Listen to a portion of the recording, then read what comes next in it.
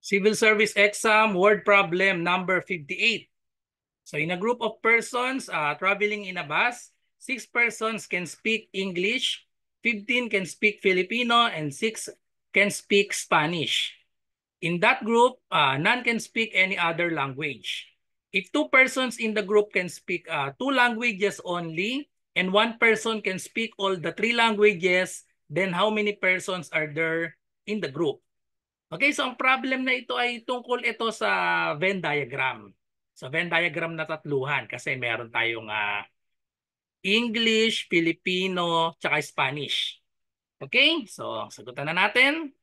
Ayan, try nyo munang sagutan bago panoodin ang solution ko. Medyo tricky kasi itong problem na ito. Okay, so sagutan na natin. Galing ito sa nakita ko to nakapost sa iba't ibang FB group tungkol sa civil service exam. Hindi ko na na-screenshot kung saan na nanggaling. Ayan, so sagot na natin. So maggawa muna tayo ng tatlong circles. So unahin natin itong 6 persons can speak English. So ayan, circle tayo para sa English. So lagyan natin ito, circle na ito para sa English.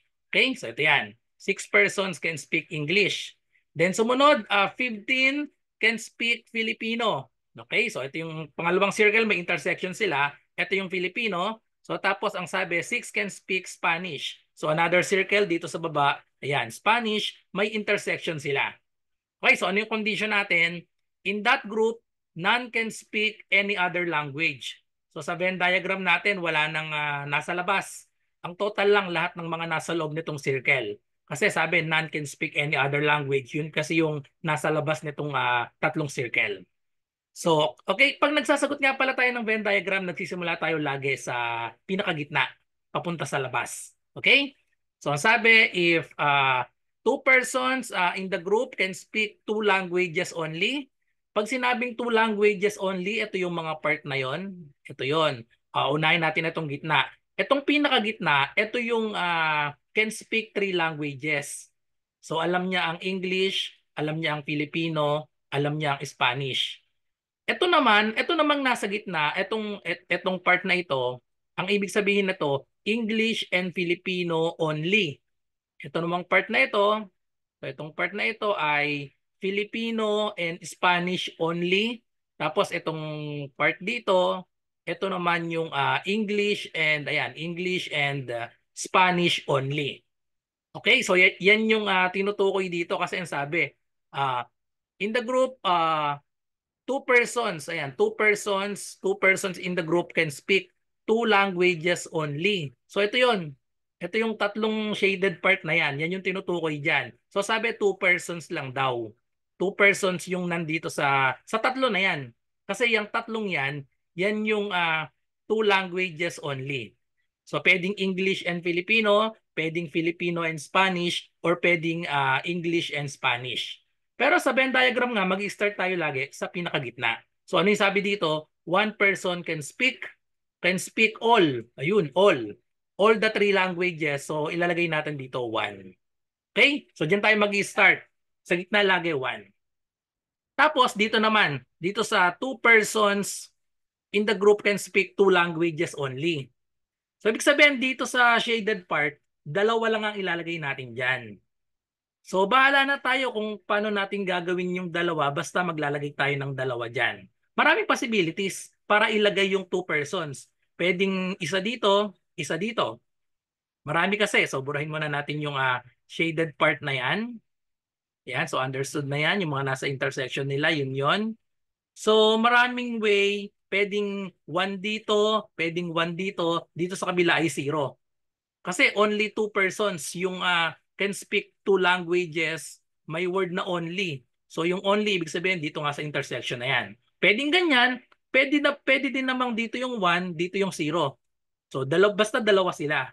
Okay? So pwede namang yung 0 dito sa taas, so tapos ito 1. Pwede namang ito ay 2, tapos itong dalawa ay 0, 0. Pwede pa rin yan. So depende nga sa inyo kung paano natin gagawin. Pero itry natin kung same answer lang kahit na anong gawin natin na paglagay nung 2 persons. Okay, so yan, itry natin. Nandito yung 1, 1, etong kabila ay 0. So tapos ang total daw ng English, ang total ng English ay 6 persons. So itong English, itong circle na ito, yung nakapaloob sa kanya, meron tayong 1, 1, 1. Sabi 6 persons can speak English. So isasama natin itong 1 na nasa circle kasi yan ng ng English. So ibig sabihin, itong part na itong part na ito yung only. So ang matitira dyan sa only ay 3 na lang. Bakit 3 na lang? Kasi ang total nila ay 6 persons. Eh meron na dito dito sa may mga intersection 1, 1, 1. May 3 na plus 3 kaya magiging 6. Okay? So tapos sa Pilipino tayo 15 daw. So itong Pilipino, itong part na ito ng Pilipino, kasama diyan yung 1, 1. So therefore total daw ay 15. So therefore ito ay magiging 13 na lang. Kasi ito na yung 14, 15. Tapos ang last part naman ay sabi, 6 can speak Spanish. So dito sa circle na ito ay 6 daw. Meron na tayong 1, 1 dito. So therefore, itong part na ito ay 4 na lang. So tapos, para makuha natin yung total, ang hinahanap natin, how many persons are there in the group? I-add lang natin lahat ito. So i-add natin lahat. So we have 13 plus 3, we have 16 plus 4, we have 20, 21, 22, 23. So the correct answer is 23, which is letter C. Okay? So paano naman? Okay, baguhin natin yung solution natin ha. Baguhin natin kung saan natin ilalagay yung 2. Let's say, pagpalitin natin, dito yung 0, dito natin ilalagay yung 1. Tingnan natin kung 23 pa rin ang total. So dito sa English, 6 dapat, so may 1, 1, 4 na lang ito. Dito sa kabila, 1, 1, 1, 15 daw ang total, so magiging 12 na lang ito. 12, 13, 14, 15. Dito naman sa Spanish, 6 daw, so may 1, 2 na, 4 naman ito.